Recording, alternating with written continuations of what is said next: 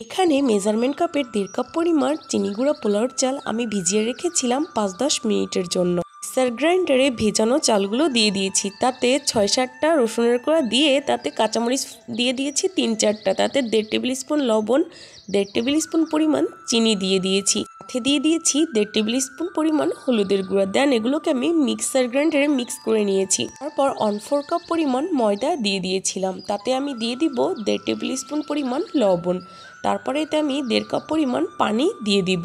ব্লেন্ডারে ব্লেন্ড করে নিয়ে ব্যাটারটাকে আমি এরকম একটি পাত্রে ঢেলে নিয়েছিলাম, তাতে আমি 1/3 কাপ পরিমাণ ধনিয়া পাতা কুচি দিয়ে দিয়েছিলাম। ধনিয়া পাতা সহকারে ব্যাটারটিকে ভালোভাবে মিক্সড করে নিতে হবে, যেন ব্যাটারে কোনো প্রকার লাম্পস না থেকে যায়। হাই ফ্লেমে প্যানে সামান্য পরিমাণ অয়েল ব্রাশ করে এরকম একটি চামচের 2 চামচ পরিমাণ ব্যাটার ঢেলে গোল শেপ করে দিয়ে দিব।